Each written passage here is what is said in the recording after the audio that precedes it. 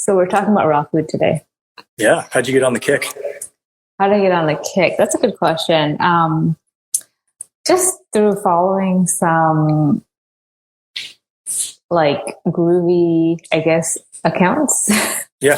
Who really talk about raw food and honestly just trying it too and seeing sort of how much I like it better. Mm-hmm. I think most people who start off with raw food probably start off with beef, right? You can, like most people have tried steak tartare or cooking their meat maybe more on the rare side. And that's to most people, I think that's a tolerable thing. And that's where I started too. And I just noticed that my digestion was a lot better. Interesting. Yeah. So there's now, is that, do you think because the food was being cooked with something that's impure, either a fake olive oil or like a GMO butter? No, I think like, especially steak, when it's like cooked anything more than medium rare, like I don't know, it makes me feel extra full. Like I just feel like so full on it. I don't like it. Like it almost takes longer for my body to digest it.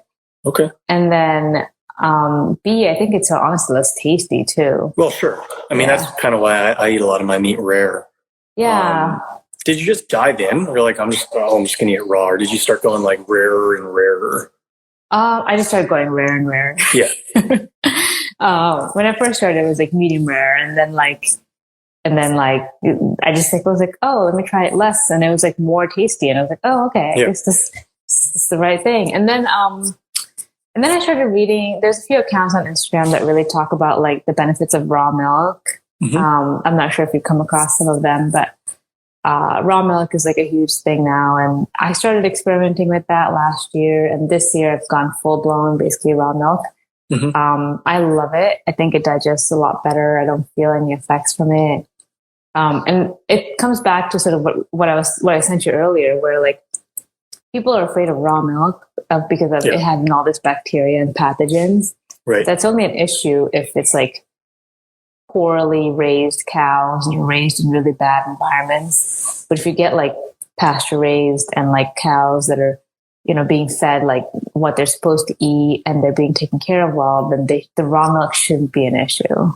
Yeah. So, I think that's a good point to clarify where, most people, even the intelligent individuals who are astute enough to tune into this live stream, are not necessarily getting Gucci food for everything that they're getting. Steak is a lot cheaper when you buy it corn fed. And most people are getting corn fed steak that you're getting at Kroger for $12.99 a pound probably isn't being raised in an environment that would be suitable, I would think, to eat it like completely raw. But even if it's not, your body is the best tester of if something is going to make you sick.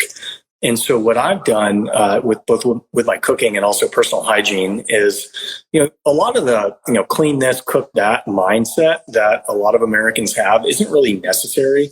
I actually think a lot of it is done to scare you into buying like cleaning products that you don't necessarily need. If you don't get sick from eating raw food, it's probably okay. And, for a lot of people, if they're experimenting, you're going to end up eating food that's a little bit undercooked at times. Try it. Like I undercooked some chicken yesterday, and you're not really supposed to eat undercooked poultry. Yeah. But I'm like, you know what? It tastes kind of good if it's like a little bit on the pink side. So I'm just going to roll with it.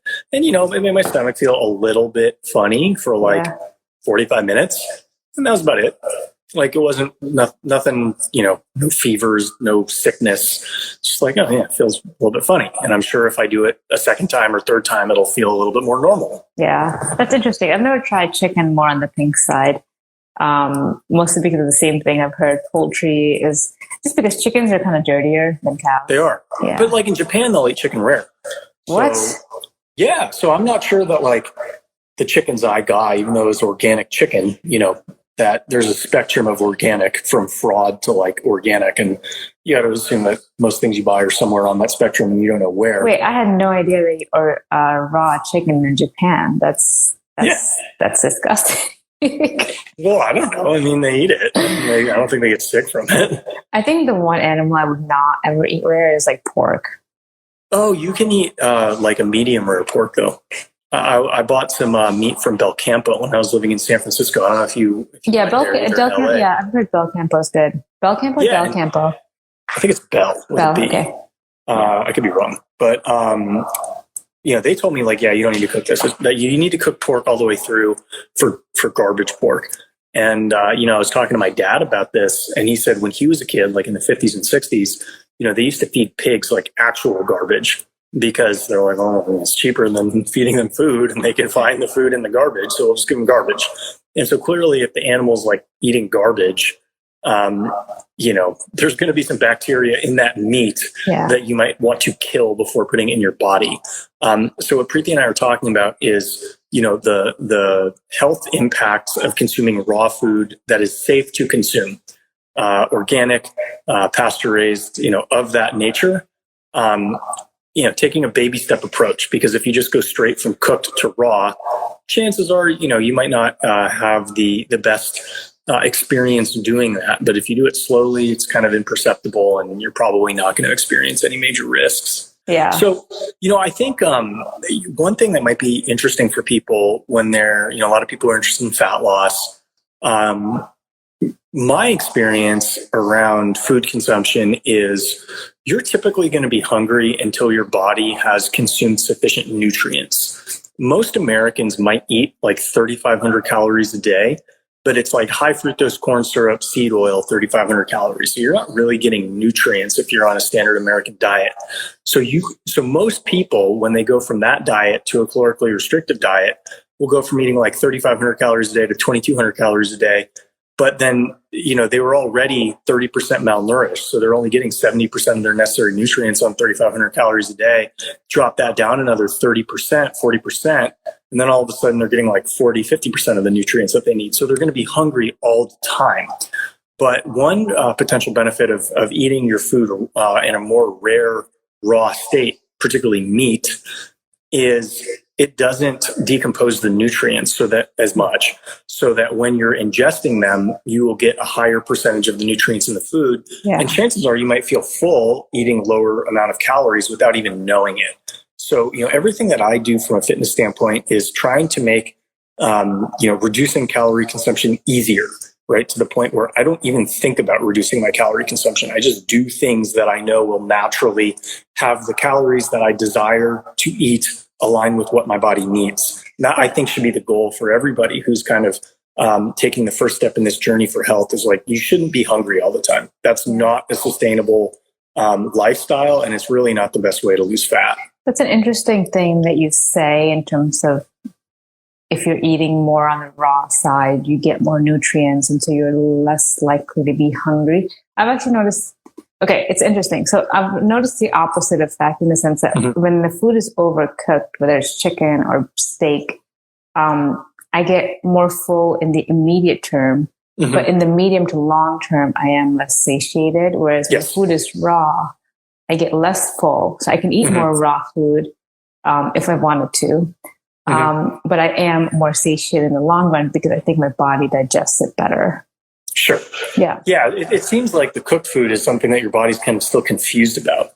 And so it just dumps it on there. Like, I don't know what to do with this. And then it passes through. You're like, okay, I'm still hungry now.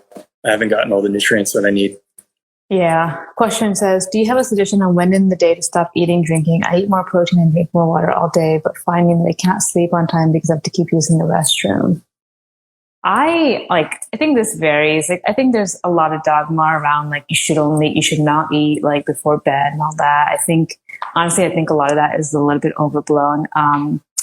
I eat an hour before bed sometimes. I eat 20 minutes before bed. Yeah, like I sleep just fine. I don't wake up. I think if you're constantly waking up to use the bathroom, that's indicative of another problem, and not necessarily the fact that you're eating right before bed. Unless you're drinking like gallons of water. Yeah, that is also a thing. I think in the modern day, people are like saying you should drink more water, more is better. But there's a point where more is not better as well. And because like if you overdrink water, then you don't also absorb the nutrients from the body because you're just over consuming water and you're diluting the stomach acid and all that. So It's probably, I don't think it has to do with what time you're eating. I think it's indicative of another issue that you want to dig into, and hard to say based on just one comment what that would be. Yeah, I mean, my takeaway would be similar. Is like, if you're drinking a lot of water right before bed, okay, well, don't do that. If you're drinking a lot of water early in the day and you just have to like pee all the time, then it could be another issue. With regards to food consumption and also caffeine, because I follow the same approach.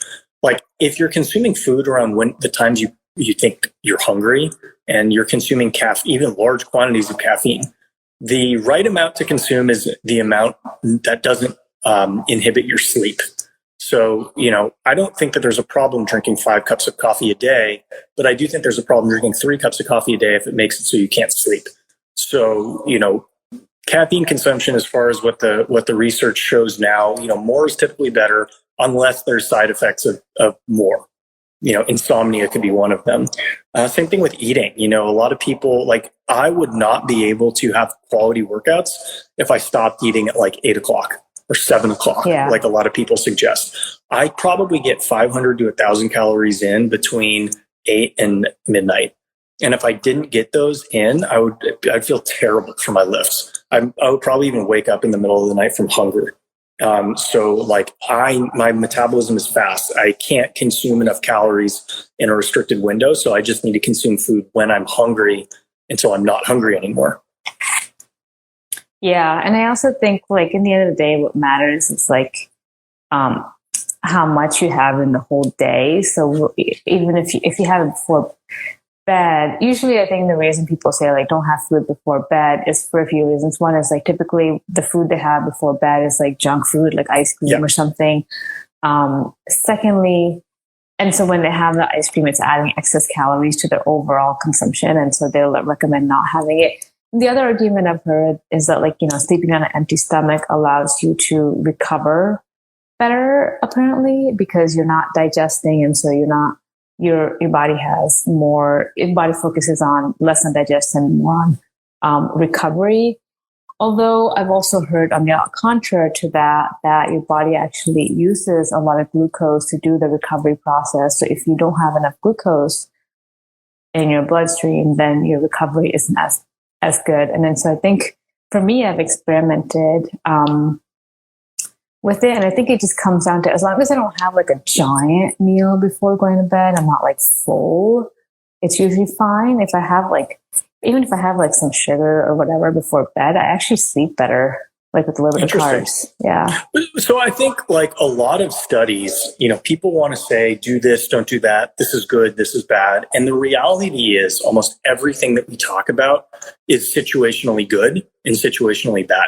Like lifting weights is situationally bad. If you do it incorrectly, you're not listening to your body. So like, I know that people want to take very simple abstractions, do this, don't do that. But at the end of the day, whether it's this topic or any other topic, you have to understand how your own body responds to the stimulus, because it doesn't matter if a study says this is bad and these are the side effects when you don't experience those side effects. Just like it doesn't matter if a study says this is good, but you have negative side effects to it. It's like, okay, well, your body is saying I'm different. Don't expect it to be the same. So, monitor your biofeedback. I think 70 ounces of water consumed a day is within the range of what I think would be okay.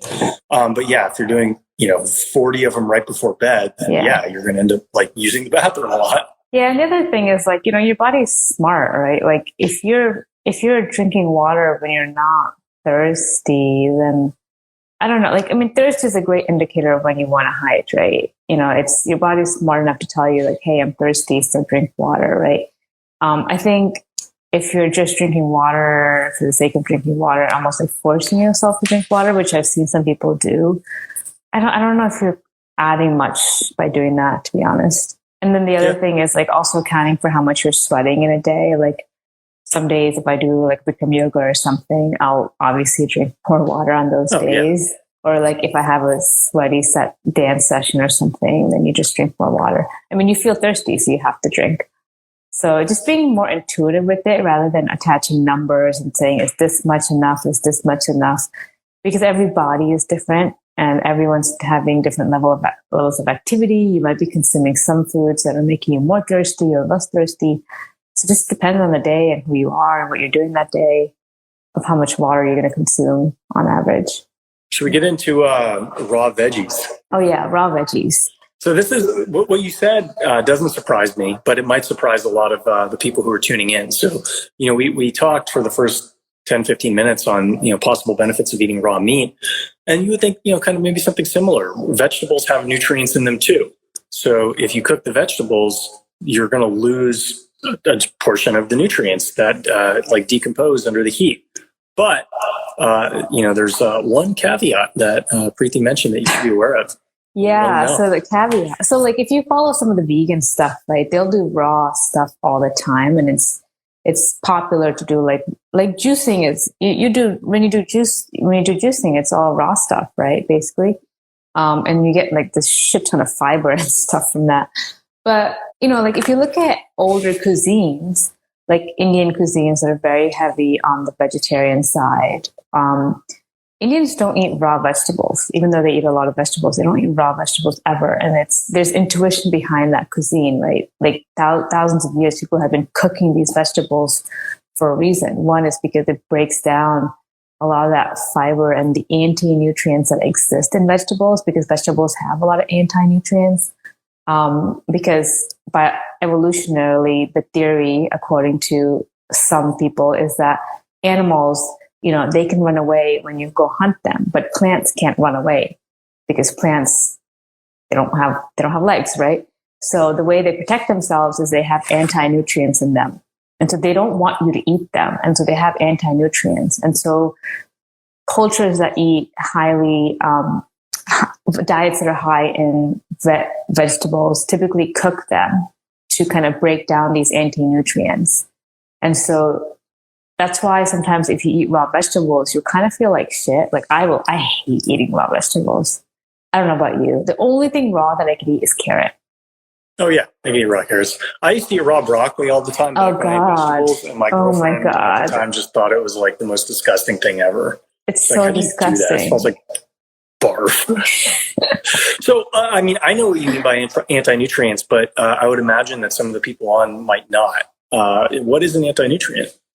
An anti-nutrient is something that actually prevents you from absorbing the nutrients in the food and in the food that you consume. So it's doing the opposite of what you want a nutrient to do.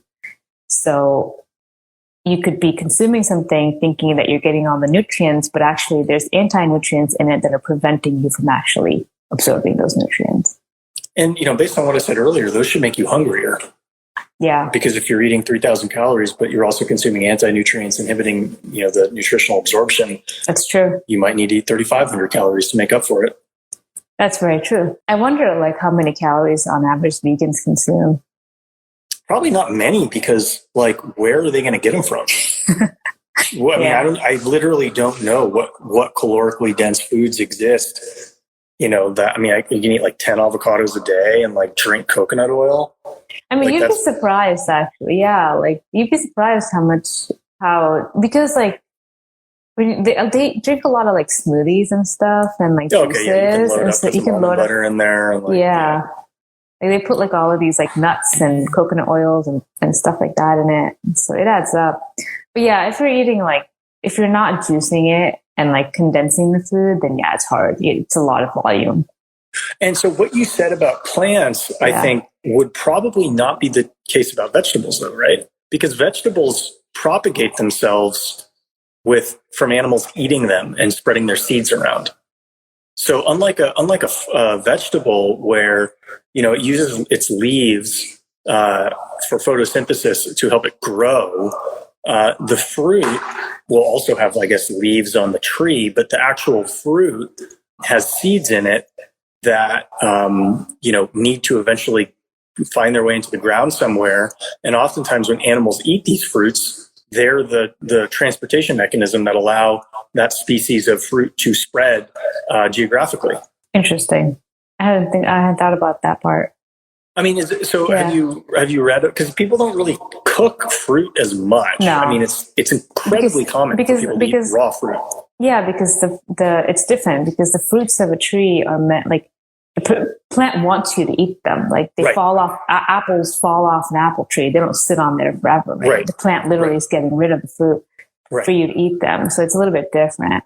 Whereas the plant, the leaves itself are not something it's getting rid of consciously. So, and like, even if you think about it, like it makes sense, right? Fruit's like sweet. It's like, it's almost like nature wants us to eat it. Oh yeah. Our brains light up, right? When we eat the sweet stuff. You know, it's so interesting how most people, you know, we talk about intuitive eating. It took us probably 30 years each to get on that path. And you think about how people's mothers destroy their ability to eat intuitively when they're a little kid. Yeah. Because they'll tell people, you know, finish your plate, eat your vegetables. It's like, why? Why? You don't have to finish your plate. You're not going to starve. Yeah. Right. If you're living in the United States, you're much more likely to become a type 2 diabetic than you are to starve. Eat your vegetables. Like, I don't eat vegetables. I'm way healthier than when I ate vegetables. Yeah. I mean, kids have really good intuition in that regard. Like, they like hate eating their vegetables. Yeah. They also like eating a lot of candy, though. So that's, I think that's one thing that maybe you don't want to just let them run wild with their intuition. But if you give them fruit, probably be okay. Yeah. I mean, I think it's because they don't have muscle mass. I really think that kids love sugar tasting food because they don't have muscle mass. And the second that boys go through puberty, you know, maybe they still have a sweet tooth, but they're going to start craving more meats. Because I really think that, you know, lean muscle mass is an excellent predictor of one's desire to eat meat. Like your body knows. Yeah. Got to have the protein. I'm going to go eat some meat. And because they probably run around a lot, and so they need that glucose. Maybe. Yeah. Like, you know, they're constantly moving, like just nonstop fidgeting. And so, that was my theory. Because like when you look at a child, you're like, they need that. Like, you know, I don't feel bad about them eating that glucose as long as it's like not too much. But yeah. Drink the honey. What else? Raw. We talked about raw meat, raw milk. Raw milk, cheese. What does that even mean? I have raw cheddar. I have raw cheddar in my refrigerator. I don't even know what it means. Does it mean it wasn't pasteurized? Yeah, basically it just means that it's made from non-pasteurized milk. Okay. So regular cheese is made from pasteurized milk. Okay. I love raw cheese. It tastes so much better in my opinion. It tastes almost the same to me. I can't really tell a difference. Because I cook it too, though. So maybe that's not entirely raw because I don't eat a ton of raw cheese. I just like the taste of melted cheese. Put it on bread, put it on a pizza. So maybe I'm denaturing it when I'm consuming the end product. Maybe. Have you tried raw eggs? By accident, when I try to like poach eggs and I just mess up and I'm like, well, I can still eat it. It's totally fine. Yeah. I mean, you know, and I'll define raw because I've never had like raw eggs. But I've had raw eggs where the yolk or the egg white is completely clear, so it clearly has not cooked through, and that tastes just fine. I don't like the taste. Some people can do it. It tastes the same to me. It literally doesn't taste much different. And you know, I've preferred for hard gainers as well. Yeah, which I would say I'm probably kind of on that in that boat. You can eat more eggs when you drink them than when you eat them. So that if you wanted to eat like 6 eggs, the easiest way to do it is to get them like poached or like soft boiled in some capacity, or like less than soft boiled. You just like can drink them. You just drink 6 eggs, and all of a sudden you've consumed 40 grams of protein. All right. Whereas if you ate them, you might be full after 3. Yeah, the thing with eggs though is too much egg white bothers me. I can't do it. I get stomach issues. Oh, really? If I have more than like 2, I have more. If it's cooked well, I can do 3. But more than that, I can feel it. So do you just eat straight yolks? Sometimes, or I just eat 3 eggs and I stop there. Yeah, I've heard that the egg whites are not great for you, even though all the protein seems to be in the egg whites, whereas the rest of the nutrients are in the yolk. Interesting. What's the theory behind that? I was working with some guy at the beginning of last year. I didn't really know the science behind the method to his madness, but he was just saying, do not ever consume straight egg whites. You know, if you want to eat whole eggs, fine, but don't eat straight egg whites. They're not good for you. Like raw or just cooked or anything? Okay. Yeah, I wasn't on a raw diet, so this was just normal. Just don't do it. Huh. But, I'm on a high fat diet. We're both on a high fat diet now. So I never really dug into the reasons for why he suggested it. I was just like, okay, well, I don't do that now anyway. I used to do it when I was in college, but I don't eat egg whites now. So it's fine. I'll just keep doing what I'm doing. Huh. The other thing that's really growing in popularity that's raw is raw liver. Oh, okay.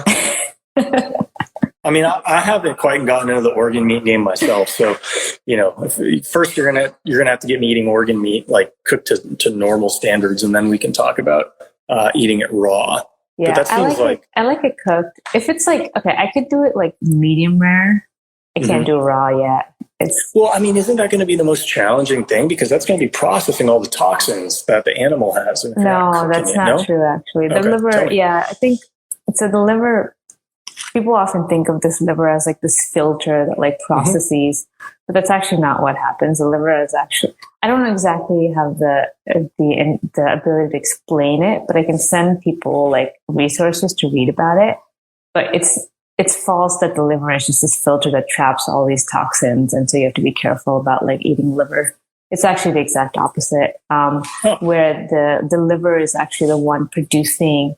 So for example, like if your glucose is low, or your vitamin, or you're low in different vitamins, your liver is the one that's actually producing those to help the rest of the body function. So the liver works extra hard to make sure that all of the minerals in your body are in balance. I see. And so that's why the liver will have so much, the density of the B vitamins and all the minerals in liver is just so high compared to other parts of the body. Why is that? Because it's the one that's like storing all of these nutrients to supply to your body when it needs it. And that's why it's nutritionally very dense. And there's an old Chinese saying that like, like whatever organ you want to heal, you got to eat that organ. So if you want to heal your heart, eat heart. If you want to heal your liver, you got to eat liver. If you want to heal your spleen, eat spleen. It's interesting, right? So what about raw seafood? Oh, I can eat raw seafood. I actually like raw seafood more than cooked. Cooked, I hate. So, but let's talk through the specifics of that, because I think there's a very effective way to do it and an ineffective way to do it. So what raw seafood will you not eat? I will not eat anything that's not fresh. Yeah. Okay. So only if I'm on the coast. Only if I'm on the coast. So Florida, California, and I know it's coming like right from the coast. I'll eat raw seafood. Okay. Do you look for like sushi grade, or would you just buy like sushi grade? I would never eat like grocery store fish raw. Right. Okay. So, and then what about stuff that's not sushi? So like shrimp. Would you ever eat a raw shrimp? Octopus, calamari? Octopus, yes. Okay. Calamari. You've eaten raw octopus? Yeah, I've eaten raw octopus. Like at a Japanese restaurant? Yeah. Okay. Sushi grade. I've never tried non-sushi grade. Right. I mean, we eat oysters a lot. I'm not sure if oysters. Yeah, but oysters are very common raw food. Yeah, so. Yeah, oysters and sushi, very common raw. But like most of the seafood that you'd buy at like a Kroger is not this. Yeah, I would not eat Kroger stuff. Whole Foods I would eat raw because I've heard they're basically sushi grade. Like the salmon there is basically sushi grade. Okay. Yeah, because I went to a sushi restaurant and I was like, where do you get your salmon? I went to a sushi cooking class and I was like, where can you get salmon to make sushi? And he said Whole Foods is totally fine. That's where they get their fish. Oh, interesting. Yeah. Because I was always going to these like Japanese stores like this, I forget what it's called in San Francisco, but in Japantown. And you could buy the sushi grade tuna, sushi grade salmon there. Yeah. It's tasty. So, if you're looking for most people have had sushi, I would think. So you already have a foot in the pool. You already have a big toe in the pool. Can you heal ulcerative colitis through diet? Perhaps, but it's more from eliminating things rather than adding them, as far as I'm aware. So people have already experimented with raw food. I think, one step that you can do that'll be easy is next time you undercook something, you can try to eat it and see what happens. If it hasn't been like that undercooked, you will probably notice that you will be mostly fine. And so you kind of know like, okay, this is a boundary that I'm comfortable being around. And then if you undercook it from there, you can test that boundary too. Yeah, I'd rather have food be undercooked and then cook it more because I don't like it versus overcooked. Because you can't cook it less. Yeah. A question says, what's the difference between poached and or soft boiled eggs versus cracking eggs in a bowl, whisking it, and then consuming that. It's the same thing. That's how you poach an egg. Yeah. It's the same thing, although some like high-end chefs will tell you that like people who whisk an egg are like really bad cooks. High-end chefs will say I'm a bad cook. They're wrong because I can make cold food hot and it tastes good. So I'm right. Yeah. Like that's how you define a good chef. It's not if you're following all the rules, it's if you can make reasonably healthy food that tastes good. Yeah. Okay. So our classical girl has an answer for healing ulcerative colitis, holes in the gut. Raw eggs can heal because it provides nutrients and is the least harsh food possible on your gut. Yeah, I can't do raw eggs yet. I can do raw yolk. I can't do raw egg whites. I think you can do it. Just don't be a sissy. Just throw them down. Do you put salt in it or something? I don't know. Yeah, you put salt on all my food. Yeah. You just eat it. It's fine. It tastes the same. But I feel like it won't taste as good. You know? Like a good hard, like a good over easy or over medium egg is so delicious. You know? Yeah, I don't know. Do you like poached eggs? I like soft boiled eggs. Yeah, okay. So it's just like, it's one step away from that. It just hasn't gotten soft boiled yet. It's just like warm. It's a warm boiled egg. I'll have to give it a try. I'll give it a try tonight. It's really interesting that that classical is talking about ulcerative colitis, holes in the gut, raw eggs can heal it because, we are seeing a lot more gut issues, particularly in women, just anecdotally. And I know I've mentioned this to you, Preethi. I really think that it has to do with vegetable consumption. Fiber, yeah. Yeah, because I don't have a good reason to have observed why it seems that there's probably 4 women that I know with gut issues for every 1 man with gut issues. Because a lot of women, they've gone vegan and they believe in the fiber thing. Like I think a little bit of fiber is okay. Like if you're having like a rock hair today or something, but the amount of fiber people consume today is insane. And so most people just have wrecked their guts because of how much fiber they've consumed. Yeah. And so, Classic Girl says healthy today is plant-based. But I mean, I even observed this before you'd have a plant-based wave where, I don't know men who really like vegetables. I know multiple women who really like vegetables. And so, a byproduct of that is these same women who really like vegetables also seem to have like more stomach issues than the men that I know who don't like vegetables. So either way, they're consuming the vegetables. They have more gut issues. The question is one leading to another? And I think that it is. I think for me, like one thing I've experimented with that's affected my gut is like coffee. So I don't drink coffee, but over the last 2 weeks, I experimented with having like even decaf. I was having decaf with a tiny bit of like real coffee. Mm-hmm. And like I could feel like super bloated. So is it caffeine? I think it's, I don't know. One thing that you could try is cold brew. Yeah, maybe something that's more... it doesn't have the acidity. The acidity, yeah. Yeah. But the thing that I love for gut stuff is also honey. I found honey very healing. Yeah. For my gut. Fermented foods are great for gut. Oh, I had a bunch of sauerkraut for lunch. Sauerkraut steak sandwich was delicious. Yeah. What else? I think honestly, steak, like rare steak is so healing for the gut. I mean, this is basically what carnivore diet is, right? It's like you heal the gut by eliminating all foods except for steak. And then you can eat other foods after you heal your gut. Yeah. Yeah. What about bone marrow? Would you ever eat raw bone marrow? Oh, God. It doesn't. I feel like terrible. That wouldn't be very nutritious. Why?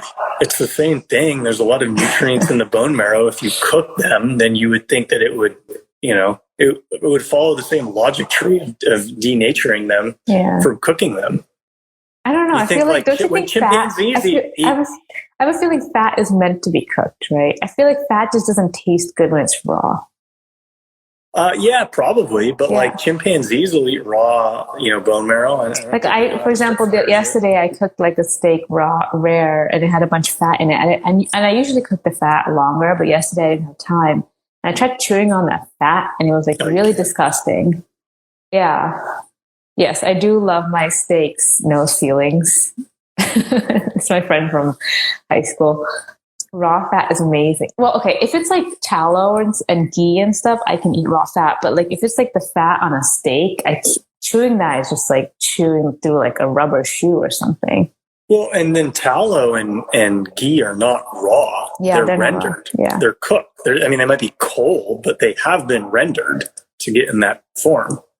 Yeah. Bacteria in the raw or rare state repopulates the gut. Gut-brain axis is key to mental health. Yes, very true. It's probably why all these vegans are crazy. I know I started noticing this like 7 years ago. I'm like, why are all the vegetarians in San Francisco nuts?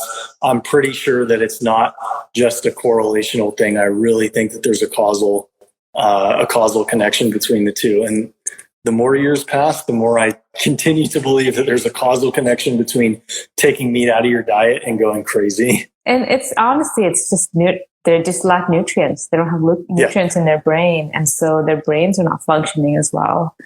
Yeah. It's as simple as that. And then you'll see that sometimes when the vegans go back on meat, like their face just like lights up like, oh my God, I've been missing this. Yeah. Yeah. So eat meat. Eat your meat. Eat it rare if you dare. Test it, dabble with it. You know, if you're going to bro science your way through health, you know, you got to know where your boundaries are. And if something's rubbing you the wrong way, don't do it. And if something seems to make you feel better, like kind of see what's out there. Yeah. And it's kind of weird because like once you go like high red meat diet and you like don't have red meat for a couple of days, you can tell. Oh yeah. Like even if you have really good fit, like, okay, so like I had meat on Friday and then Saturday and Sunday we had only fish. And I like last night I like came home and I like had to have a piece of steak. And I was like, I need it. Yeah, because if you're only eating, I'm surprised Alexander was not in a similar boat. Like you cannot eat that many calories worth of fish. Good luck eating 2,000 calories eating only fish. You won't do it. Right? Yeah, like it was weird because I felt kind of full, but I wasn't like satiated. Yeah, it was kind of off. But eat red meat, guys. Eat your meat. Can't wait till Preethi starts having little kids and she starts telling them, make sure you finish your meat. Vegetables, like you don't have to eat those. All the kids come over. Preethi's going to make us finish our steaks. Yeah. It's like all the kids come to my house because their parents are making them eat vegetables. Yeah. Yeah. Veggie night off. Cool. All right, guys. Good conversation. Thanks for tuning in. Tune in next time. Peace out, everybody. Bye.